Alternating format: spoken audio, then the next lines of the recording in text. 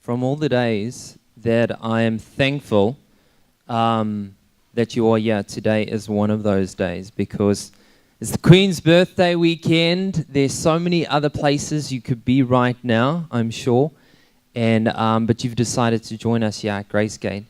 And today I'm excited because it's a few of us, but I think the whole concept of what I want to share today is really about what we all are about as a church.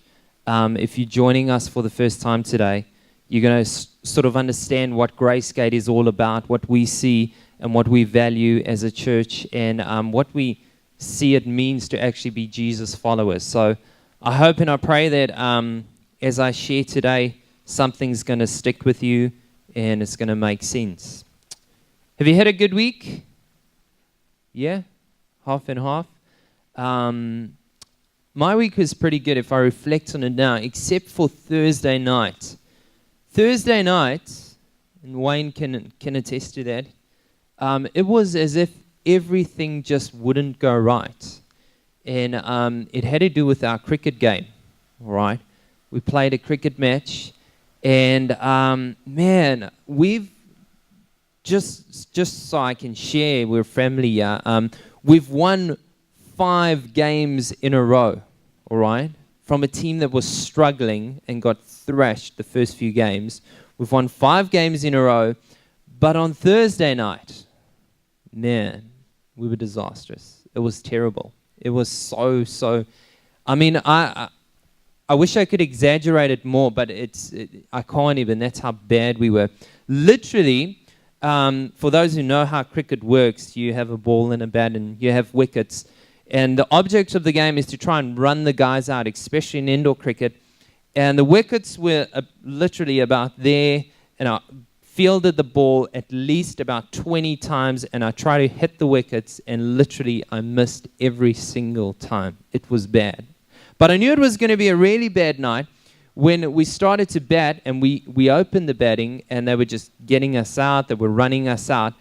But the thing that amazed me the most, and this is what I'm going to share with you, is that the one guy who on the other team, while we were batting, the ball went up in the air, and he caught the ball like this, all right?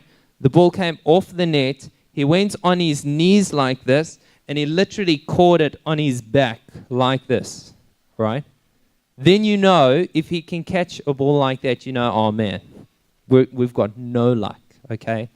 There's no hope for us, and this is a disastrous game. And we soon realized, we lost the game. Nothing went right for us. Everything went wrong that night. Jamie's somewhere here as well. He can attest to that as well. So I don't know how your week's been. Maybe you've walked into church and maybe everything's gone wrong this week, or maybe everything's gone right. But the cool thing is that no matter how our week's been, if it's been up, if it's been down, we serve a God who's with us through that all the time and who's continually cheering us on. We have a few core cheerleaders that sit on the side of the cricket field and support us even when we lose. So that's cool, and I think that's sort of like what God does. Whenever we're going through a tough time or good time, He's there with us, cheering us on and supporting us.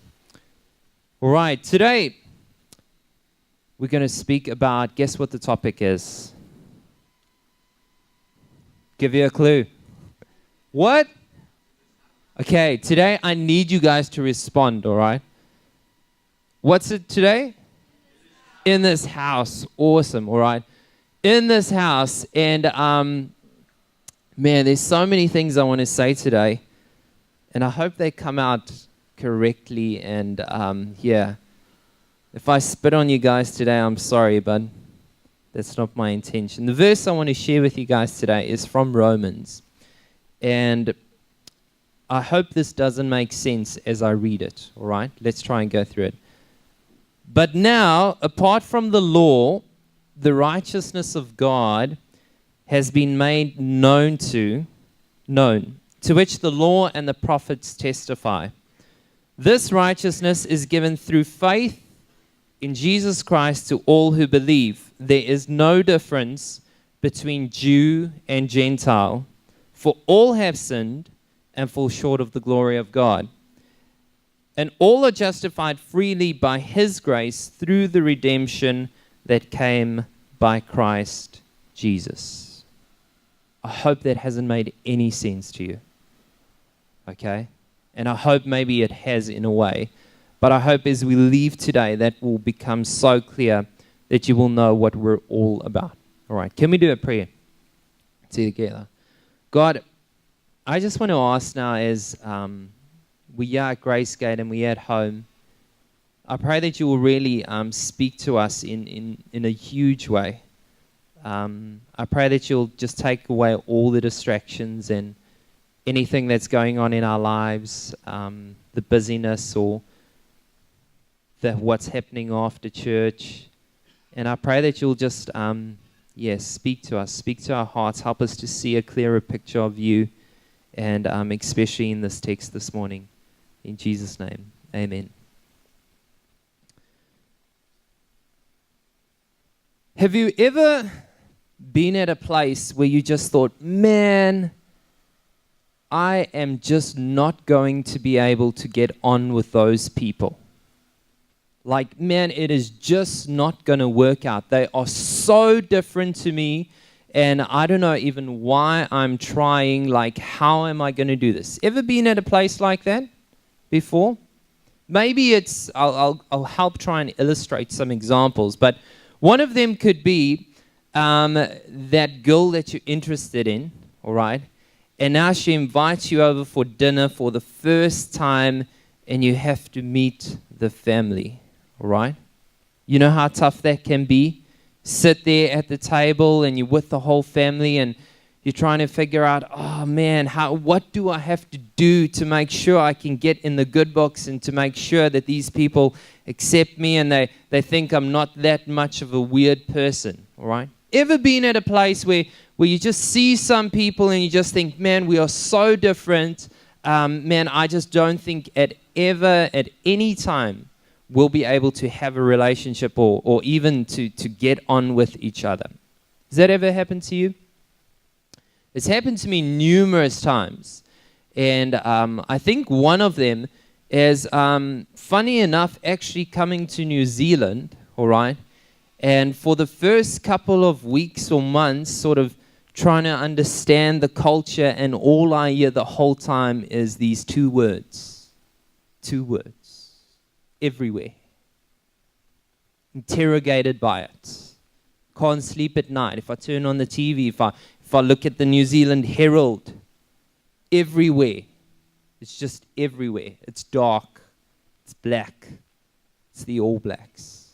Huh?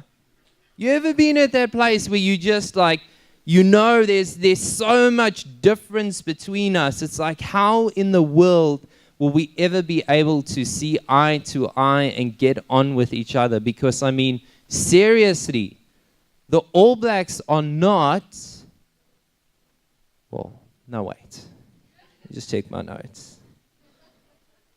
Oh, no, that's wrong. All right. But you know, how do you get on with people that you really, really just think, man, they just believe so different? There's something different in their heart, in their zeal.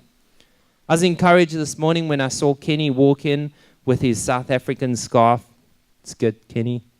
Appreciate that. How is it possible that you can get on with people that you have so many differences with? Funny enough, I've seen and I've journeyed now for about 3.5 years in New Zealand, and I can see that there, you know, I slowly but surely can actually see that the All Blacks, they're pretty good. They're really good. Okay, they're great. Yes. And I've started to figure that, man, what I thought would be impossible, even when I go to South Africa or I'm speaking to some of my friends now, I'm like actually saying, but the All Blacks are quite a good rugby team, which would have never come out of my mouth ever before. Something's happened. Something started to change in me. I don't believe it's a God thing. Just saying. But there's times in our lives when we come to a place where we seriously just think, man, those people do such crazy things. How in the world am I ever going to have, connect with them or have a relationship with them? Or we look at them and we think, man, they are so far off the track. How in the world can I get on with them? And it's happened numerous times in my life, but one time especially that I really think about, and I thought I'll share this story with you guys today because it was sort of a big, how can I say, coming out of my comfort zone to what I was always accustomed to. And for those who don't know, I come from South Africa, and it's the word Pakia, is that right? See, slowly but surely I'm, gaining the Kiwi culture as well. But I come from South Africa and grew up there, and when I left school, sort of one of the things I joined was this sort of organization that travels around the world, and they do all different outreach projects.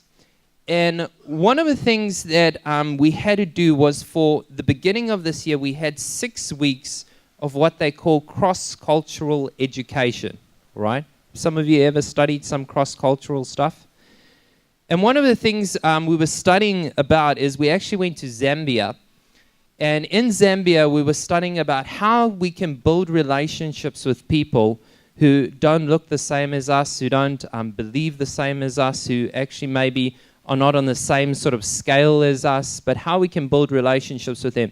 And it was awesome. It was like 6 weeks of in the classroom every single day. You're studying about all this stuff. It's great. We're like, yeah, man, this is cool stuff. And then after sort of midway through the course, one of the lecturers says, he says, hey, guess what? For the next 3 days, you guys are going to take what you've learned now and you're going to go and put it into practice. And we want you guys to split up in your teams, and you guys are going to go and live in a village in the remote parts of Zambia. Exciting, right? Thought it would be exciting, but I knew, man, I come from South Africa, and I know, man, I've never really stayed in a village, in someone's house before. We're going to stay with these people, and we actually got to, spend a few nights in their house trying to connect with them. Number one, we can't speak the same language at all. How's this going to work? Found it really weird, but anyway, it was part of our course and we had to do it. So we packed our bags and we started to walk to this village. The village was called Kampundu. Okay, can you repeat that after me? Kampundu. Kampundu. Can you do that? Just one more time. I just want to see that you guys aren't dozing off today, okay? Today, I need you to follow and to stick, all right? Kampundu village, we get to this village, and we meet a guy named Leonard. And Leonard sort of introduces us to his family. He shows us his house, which is not much of a house, okay? Some grass, some mud thrown on the sides, and guess what? The 5 of us are staying there for the next few days, all right? So we meet him, we meet his wife, and he sort of introduces us to all his kids, all right? He had, I think, 3 kids and 1 baby who was only a month old. And now we have to embark on this, cross-cultural education, practical adventure by spending time with him. So what I'm thinking is what many of us will be thinking, all right? In order to make sure that we can build relationships, we need to do stuff, right?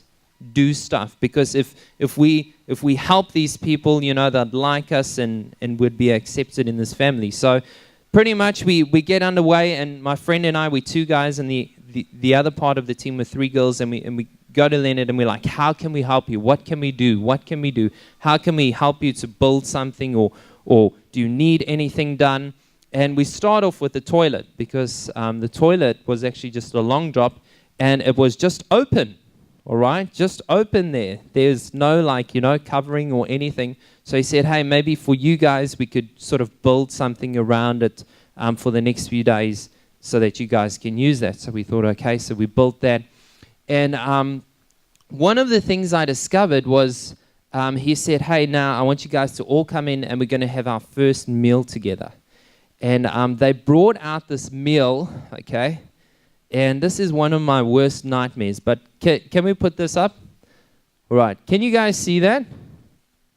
All right. Now, you won't be able to smell it, but even just with that photo, I can smell it. All right. It's called capentas. And those are little fish there. And literally, this is all that's done with them. They just boiled. All right. They just boil them. And then they eat them. And that's sort of their delicacy. And one of the things we learned is sort of, to build relationship, you've got to eat the food and you've got to accept whatever they give you. So one thing I knew is because over the past 4 weeks I've been practicing this. I've been eating those fish one at a time. And every time I put that thing to my mouth, I just want to throw up. It's like eating cat food, if you've ever eaten cat food, all right? And I realize I can't do it. So I tell my friend Chad, I say, hey, Chad, dude. And they dished up for us. So they put the plate in front of us. They're all sitting around and we're all eating there. And I just can't do it. I know it's going to come out. So I say, hey, Chad, I need your help. Can you please just help me with some of these fish? And he says, sure. So now strategically, I have to show that I'm really appreciative of these fish. And I have to give it to Chad.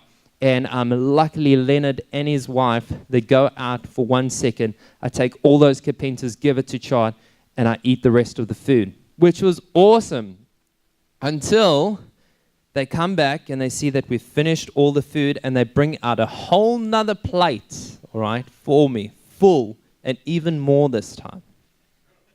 Man, little did I know that actually, sometimes we try and do to get relationship, but actually, maybe that's not the thing that we actually have to do to build relationship. Next thing was we spent the night there. We slept. It was disastrous. We slept on just the ground. The mosquitoes just ate us to bits. And the next day, we thought we'd try help out. Leonard showed us around the village, and we went to meet different people. And the coolest thing is I saw some kids playing soccer. And I thought, man, this is my opportunity to connect, to do. And they were just playing with the old basketball that was flat. And we were having so much fun. And we played literally the whole day. We just played football. Until one time when I had the ball and I literally kicked it extremely hard. And unfortunately, it hit a small little village boy kid who was this size. Literally, I saw him fly through the air and drop in front of the whole view of the village. And I was like, He dropped, started screaming like you can't believe. So obviously, the stuff I was doing was not helping in building relationships. That didn't work. After that, and this was one of my most exciting adventures that I can remember, is we played soccer, and then we went down to the river, and we had a swim. And at this time, when we had a swim, I can still see it today.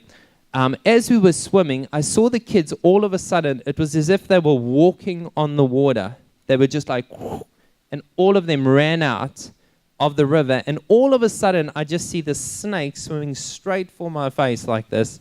Moved out the way, me too, walking on water, get out of the river. Crazy experience. We slept that night there in the village again. And continuously, I kept thinking, man, in order to be accepted or to get in with these people, we need to see how we can help them more. Maybe we need to wash more dishes. Maybe we need to clean up around their village. Maybe we need to help them dig their sort of crops and stuff so that they can plant. But soon that evening, I discovered they said, hey, we want to go to the next village. And we went to the next village, and as we were in this next village, they had sort of a praise and worship around a fire. And they had brought their couches outside. And they said, hey, they want us to sit on the couches. And the rest of the village all sat on the floor. And we said, no, we'll sit on the floor. And they said, no, they want to treat us. And we sat there, and we couldn't understand anything. They did the whole worship in their language and celebrated. But at that moment, I could feel sort of a connection. I could feel like, we weren't that different after all. I could feel that actually, maybe in not doing stuff, but actually just being, I could experience that I was quite at home in a place that was extremely different from what I was accustomed to and what I had known my whole life. The next day we left the village, and I can remember sort of saying to myself, like, man, that was just so cool. There's a picture of us and Leonard and his wife, and that was the chief of the village. He actually came to visit us and say thank you for just spending a few nights in the village. We didn't really do anything. And the next photo is us saying goodbye and leaving. But one thing I can remember is that even though sometimes we think we are so different, we're actually all the same. Those people have the same difficulties that we go through. They're human, just like us. And I realized walking away that, hey, sometimes I think it's really hard to build connection with people who are so different to me. And I think often that I have to do, but actually sometimes just in being and just in relating, I saw this connection form that we were quite at home. I think this is exactly what Paul is trying to illustrate and try to communicate to the early church. When he says this stuff about Jesus, and the concept of church as we know it, and sometimes we misunderstand what church is all about, but church, the early church, was always a movement. It was about people coming together, and it was from all different backgrounds and sort of discovering, sharing a meal together, spending time together, relating with one another, and all because they had seen and they had discovered what Jesus had done for them. And this settlement of Jesus' followers started connecting with each other that form all these clusters, you'd say home groups or these home places that they'll spend time together. And slowly but surely, the Christian movement began. A movement that still today, 2,000 years later, is still happening and is still not based upon a building. It's not based upon a place, but the church is a people. It's a people who have come together and have understood that, hey, we're actually doing something together, and there's a message, there's a core reason why we do this. And Paul illustrates this because this is what he says in Romans chapter 3. He's speaking here and he says, but now apart from the law, the righteousness of God has been made known. And the righteousness of God is just to be in right standing with God, to sort of have that good relationship with God. He says, apart from the law, the righteousness of God has been made known. In other words, it's not about a set of rules anymore, all right? But to getting right standing with God, it's actually been made known. People are understanding. People are coming to a knowledge of, wow, in order to connect with the God of the universe, it's not based upon this law. And he says, to which the law and the prophets testify. So he's actually saying, that, hey, the law and all the prophets used to say, this is going to happen, this is going to happen, this is going to happen. He goes on and he says, this righteousness, this right standing with God, he says, is given through faith in who? Jesus Christ. He says that in order to get right standing with God, it's not a bunch of rules or things we can do, but he says it's actually just a faith in a person, and this person, Jesus Christ, to all who behave. Love that verse, that part there. That is so good. If you forget anything, remember that. To all who behave. Right? What does it say? To all who believe. But as Christians, and man, I could tell you horrible stories, and still today they continue to happen, that people see the Christian movement as things that actually, hey, we need to behave a certain way and then we can get in right standing with God. But Paul says, so clearly, he says it's a faith in Jesus Christ to all who not behave but believe. It was interesting, just a few weeks ago, a girl spoke to us and she said, my previous church, the pastor said to me, hey, I can't come back here unless I change my sort of the way I dress and unless I take out my earrings and I need to get out of the relationship I'm in, then I'll be accepted. That is not the church that Paul's expressing. This is not the early church. This is not the movement. I love this then. He goes on and he says, there is so many differences between Jews and Gentiles. No, he says there is no difference between Jews and Gentiles. In other words, there is actually, many of us might think, because we believe in Jesus, there are so many differences between us and someone who doesn't believe in Jesus. But actually, there is no difference. And I'll tell you why. Because he goes on, and this is it.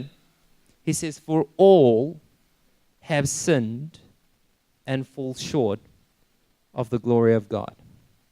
In other words, there's this common ground between all humanity. It doesn't matter if you're a Christian, if you're not a Christian, if you believe in Buddha, if you don't believe in Buddha. It doesn't matter what your faith is. He says there's a common denominator, and he says that all have sinned. In other words, all of us fall short of this right standing with God, this relationship with God. And he says the only way that we can get back into it is when we have faith in Jesus Christ, a person, and believe in him. It's interesting that these guys, these sort of this movement that was formed started just with a few guys, Jesus followers, the disciples who literally followed him wherever he went. And when Jesus died and was crucified, they continued to go out and say, hey, Jesus died, he was crucified, and he rose from the dead. And this is what we believe. We saw it with our own eyes.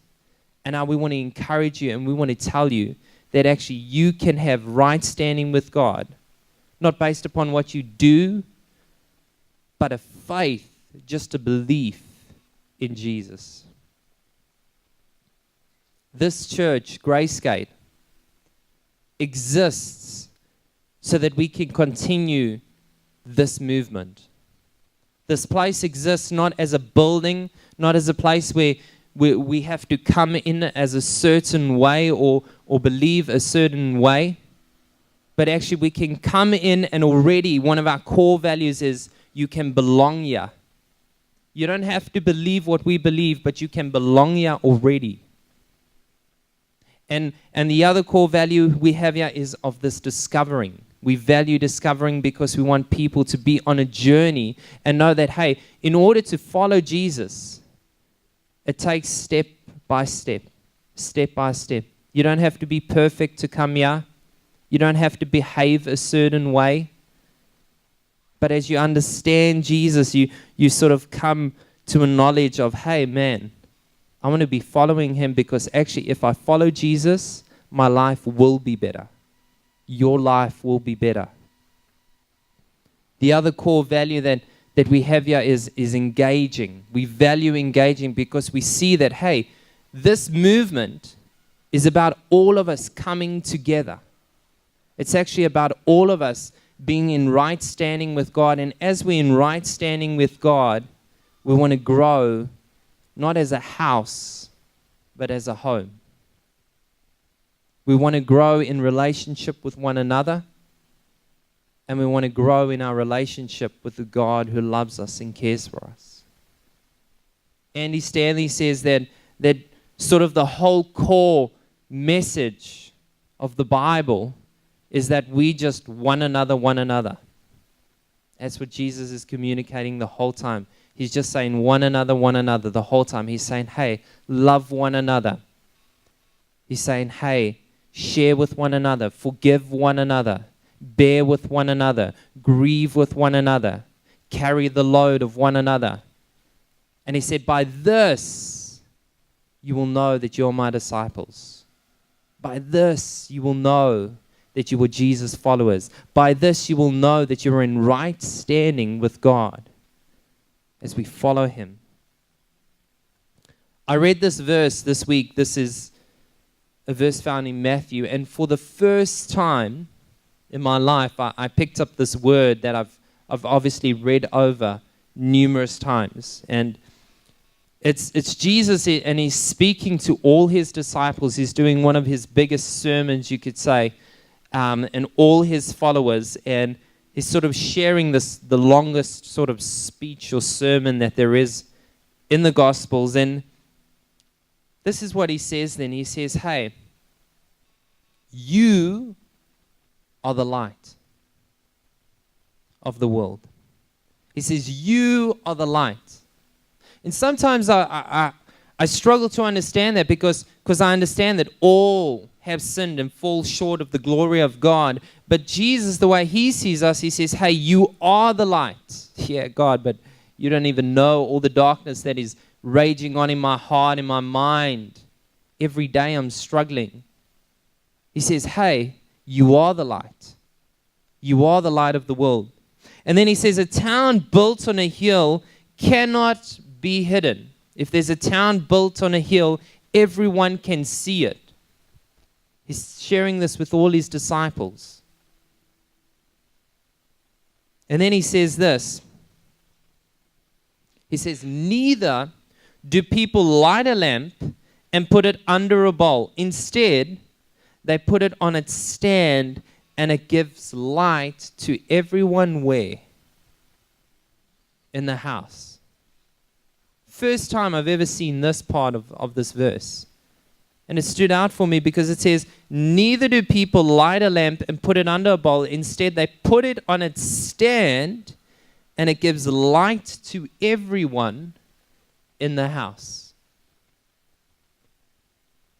I truly believe that the reason we're here together is because we understand who God is, but more importantly, that he's bringing us together as a family.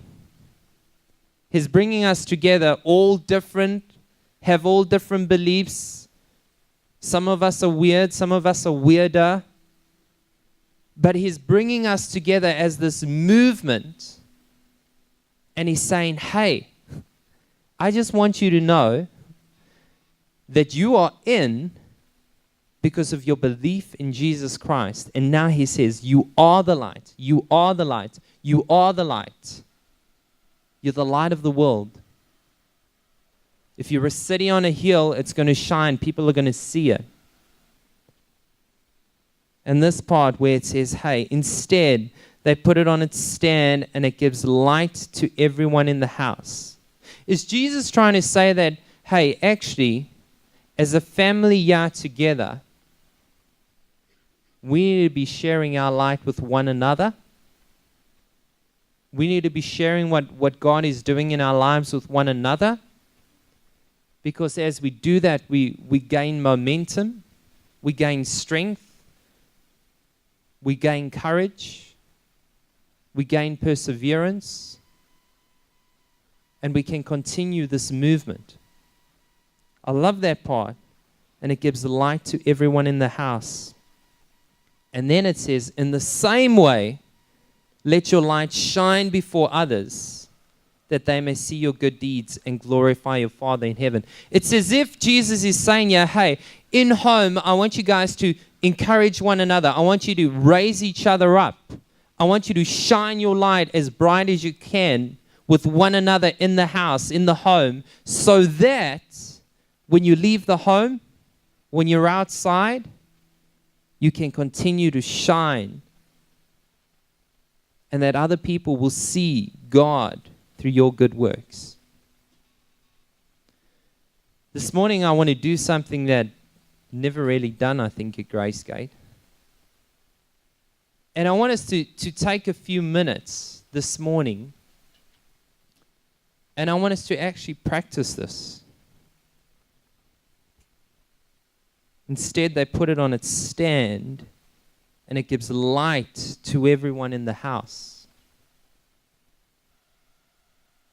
I want us to take a moment, a few minutes, and I want us to actually just maybe share.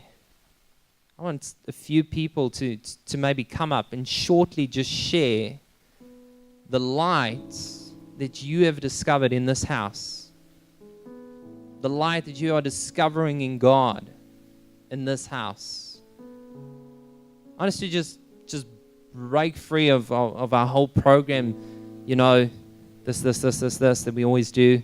We pray about before, and I think it's good and I think it works. But I think I want us to be real.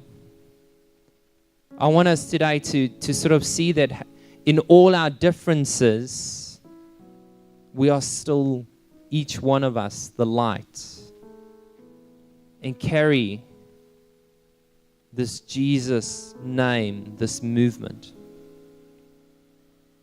Can we get another mic? Is there another mic for us?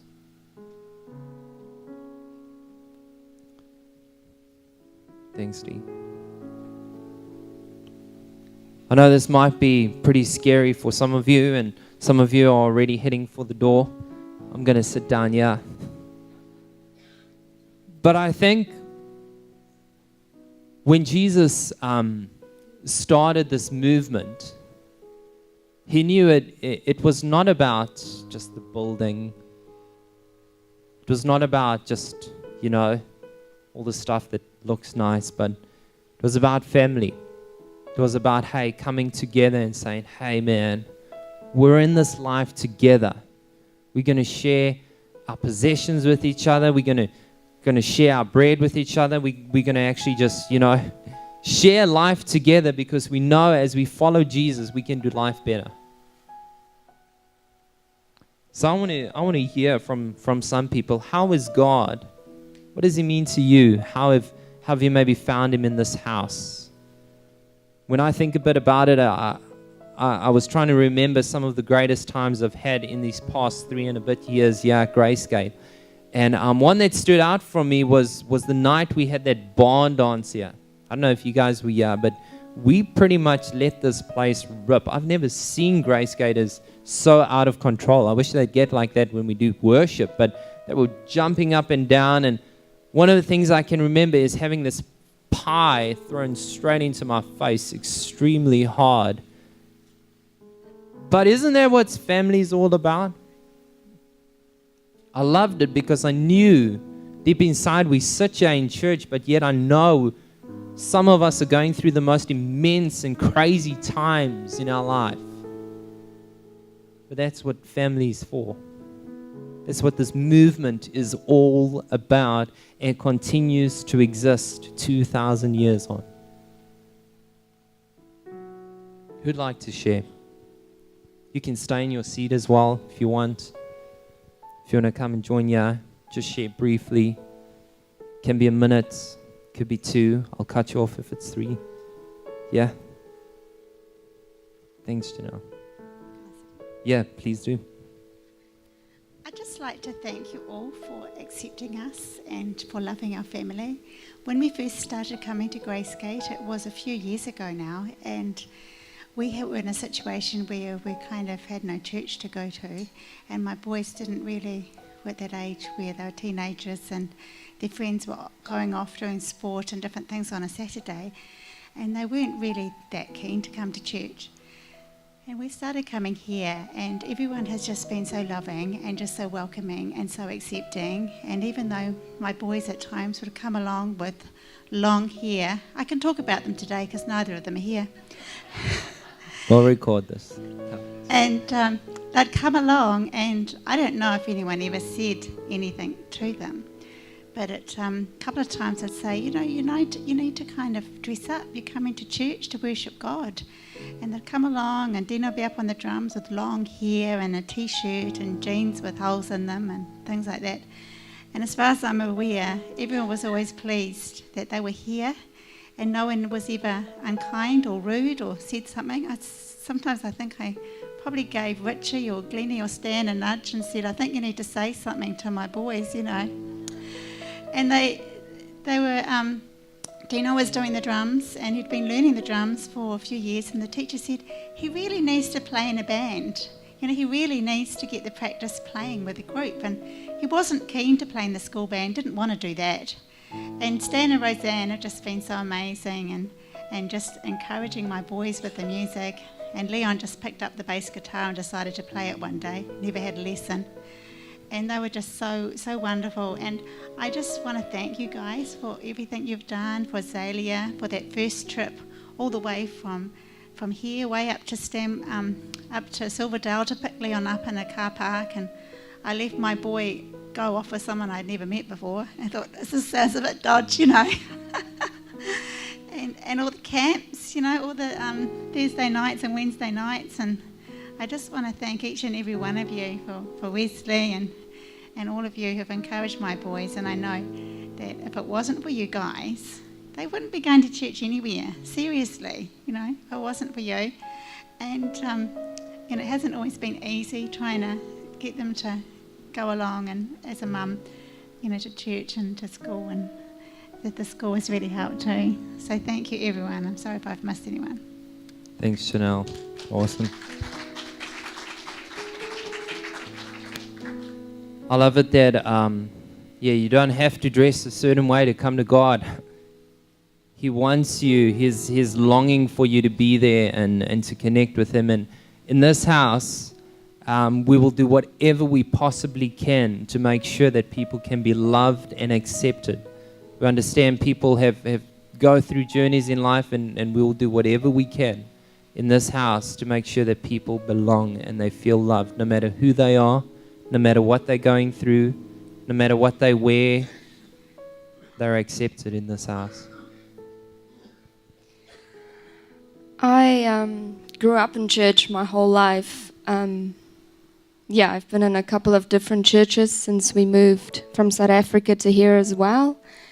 And I remember the first day, I think it was around February last year, when I came to Gracegate to visit. I knew no one except Wesley, and I met Rudy once before, but I didn't really know any of them really. I was scared, but something just laid it, I know it was God. He laid it on my heart to just come and visit after I heard about Gracegate and what it's about. And I thought, and I was invested in another church, but He just kept nudging at my heart, just go. And I came, and I was super scared. I mean, I'm an extrovert, but I was scared to walk in here that first time, not knowing anybody, it being different. I grew up going to church on a Sunday, so I was scared, I admit it.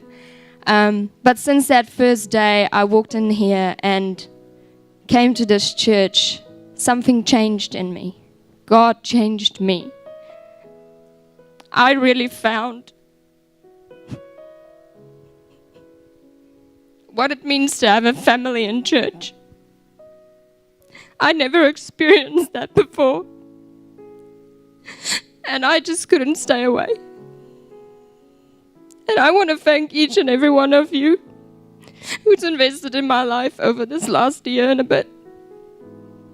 I'll be forever grateful, and I feel comfortable bringing anybody here, anyone who doesn't believe, people who are so off the track that they don't even think they can get back. But this is a place where you know you will be loved no matter what. No matter where you come from, no matter where you will go, no matter the mistakes you've made in life. You can just be who you are, and you will be accepted. Thank you so much to each and every one of you. Thanks, Carmea. We love you, and we're glad you guys are part of the family. I like that in this house we can do tears, we can be real, we can give hugs, can be sad, we can be happy. Warren? I think I was about 7 years old when I was about 7, and I wouldn't say the first day of school, but I remember standing with my father next to this huge mango tree in Sri Lanka. And he asked, son, what do you want to be when you grow up? And I said, I want to be the king of Sri Lanka. Only to grow up to find out there was no kingdom in Sri Lanka. But those are the dreams when you have, when you listen and follow and look up to, and things that really capture your heart. Coming from Sri Lanka, it's probably strange, but I'm a country and Western fan. And this song that I constantly listen on Spotify in the car is, no matter what you do, always be humble and kind. It talks about how your mom or dad would force you to church. If not, your grandparents would. But it's a good thing. In spite of your challenge, whether it's somebody forcing you or somebody encouraging you, always be humble and kind. And here I'm 52 years old, and my life experience talks about driven by purpose. There is purpose in your drive. And if there is purpose in your drive, you're not worried about how big you look, or how great you look, or how big the label behind your title looks. It's about influence. It's about having an effect, whether it's your family, whether it's your spouse, whether it's your children, or those you work with. And should the Lord take me today or tomorrow or in the next 10 years, what type of legacy would you leave behind? Is it all about myself, or have I been the reflection of God's blessing and caring? Today, when I listen to the young, it's all jazz and the type of language and the slang that comes with it. It's no big deal, but I'm very uncomfortable when, whether it is in our own family or whether it is somebody on the street who says a word that, and I think maybe I'm old school, and I remember my parents talking about that, and it talks about the influence you have. And I remember my mom saying, if you don't appreciate those values and let that drive and let God drive through your life, there'll be a point in your life that your children would begin to need that from you. And how much are you going to teach them? And so I guess today, I wouldn't say I'm just content with what I have. From a human point of view, I feel that I wish I had the chance to go back and change certain things. But I also thank God for the opportunity, because that feeling is probably a selfish feeling. I think God has brought us in a journey that He has always had us exactly where He wants us to be, even today, at this age. I just want to do more, and I want to do more in the sense that influences more. And my constant question is, am I doing enough within that circle of influence? And sometimes we as Christians, like you rightfully said, we could be too concerned about ourselves and not shining that light. We are still clamoring to be on the highest pedestal, but not carrying that light with us.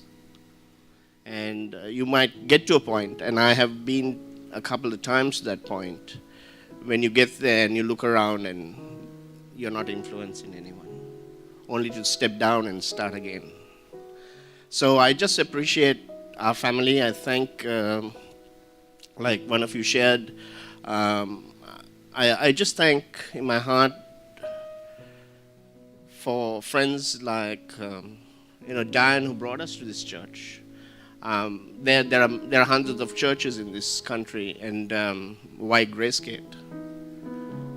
But since coming to Gracegate, things are falling into perspective. Life conference really struck me hard because in spite of the dark side of my life, where I have been ineffective or could have done better, you begin to realize that what are you doing now and how well are you doing it in partnership with Christ. So that's what I want to leave, and that's what I feel. So I want to be doing more in the community. I just want to say something, Warren, and I think it's like how Jesus was saying there, saying like, you are the light. And I think you're doing so much just by existing in the way you're living, and your family means heaps to us here at Gracegate. We love you guys, and yeah, I know God's continuously on a journey with all of us, but just know that you are already beaming that light. I think that's the joy of knowing God and having Him in our lives, is that it's not something we can hide. It's just, it's a natural thing. It flows out of us, and I think I see that in you and in your family, and yeah, it's great to have you part of the family.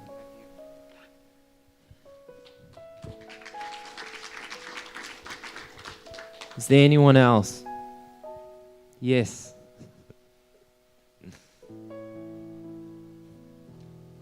Hi. Hi. I know I haven't been up here a lot and I haven't been to church, but I wanted to thank everybody at Gracegate.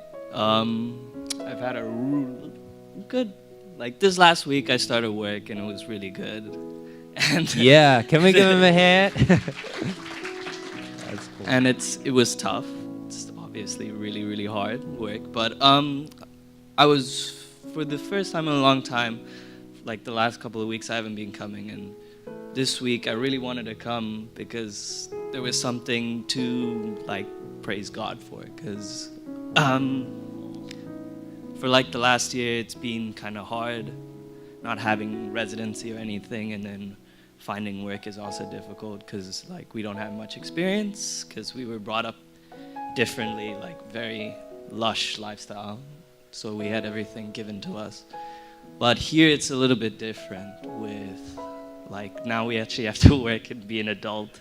And my brother knows that because he also has worked for the first time in forever.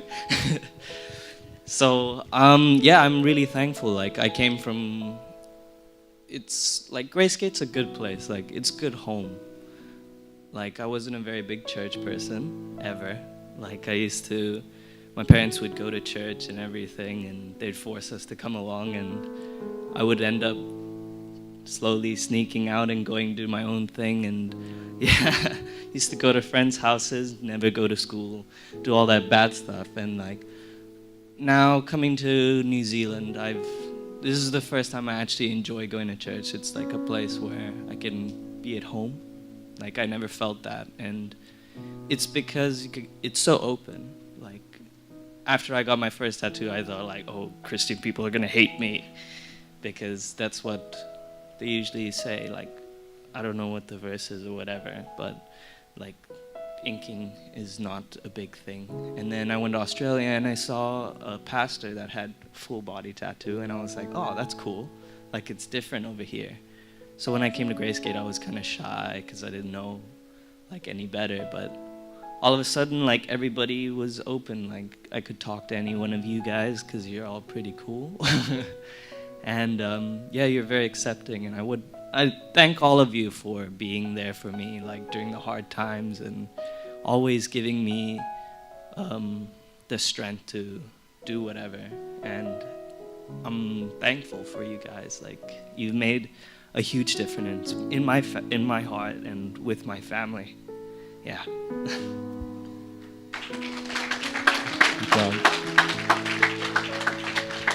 Nate, bro, you've shared with me your story before, and those who don't know Nate's story, it's a powerful story of what God's up to in his life.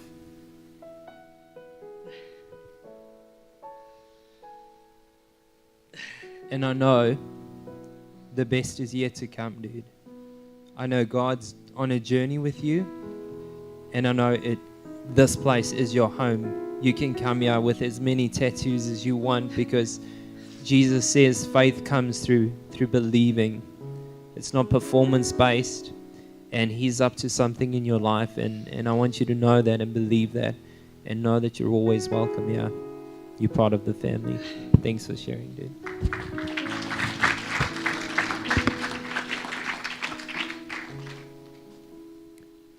Is there anyone else?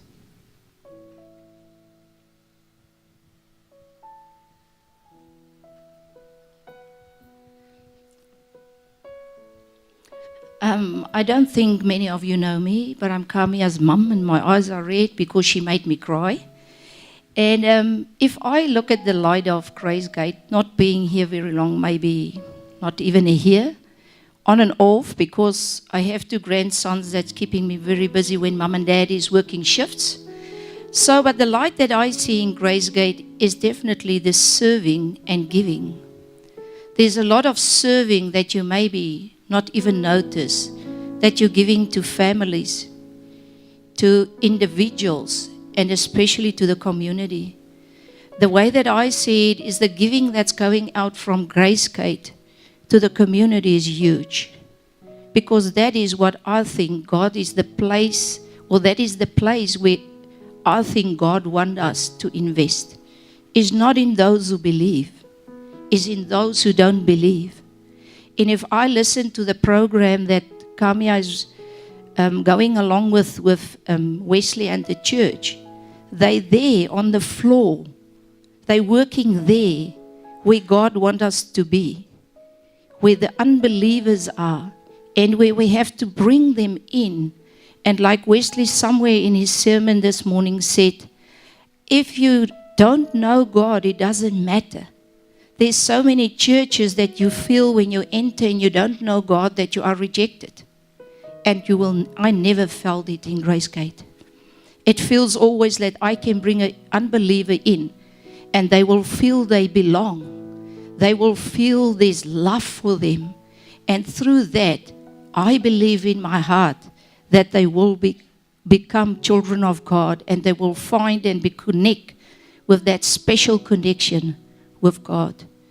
I can say to this team this morning, coming from a real different background, had lots of experiences where we worked basically on investing in believers and not non-believers, that God have opened my eyes through what you're doing in Gracegate.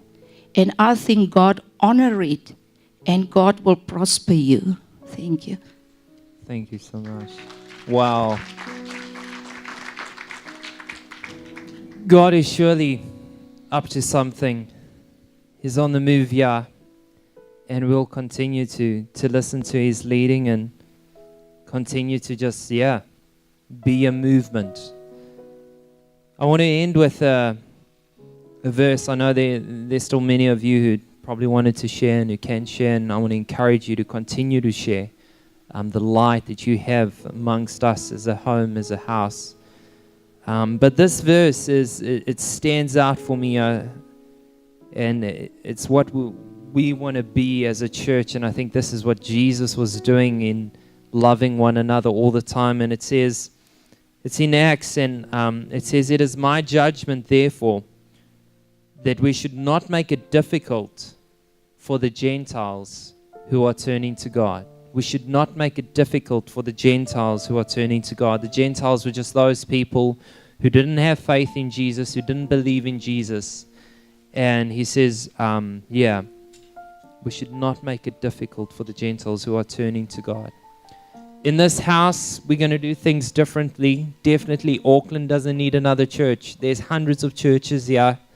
I was chatting to a pastor the other day, just this week, and he said, they actually planting a new church just down the road. And I was almost like, what? You doing what? And I was like, no, actually, that's a good thing. Yeah, Wesley, we're not in competition. But actually, we have a different vision. Our vision is actually, I guess it shouldn't be different, but it's the message of Jesus. But we want to reach people who are far from God. We want to reach people who are unchurched, and we're going to do whatever we possibly can without sinning to bring people who are far from God into a relationship with Him. I love the parables that Jesus mentions in the Word, where He gives the parable of the lost sheep and how He leaves the 99 and He goes searching just for one that is lost. And when they find that one, there's rejoicing in heaven like you cannot believe. There's the other parable where the lady loses one of her coins and looks and searches the whole night for that lost coin. And then we have the parable of the lost son, the prodigal son. And the father waits and waits and waits and longs for the son to return home. I know where you are today. I don't know the people you come into contact with, your family, your friends, your work colleagues, whatever, but God is encouraging us to go, to continue this movement and to bring people back, to bring them back, not into a works-based religion, but into a relationship, into a faith with Jesus Christ, who loves us, who cares for us, who gave His life for us and resurrected and said, hey, now I want you to go. I want you to go.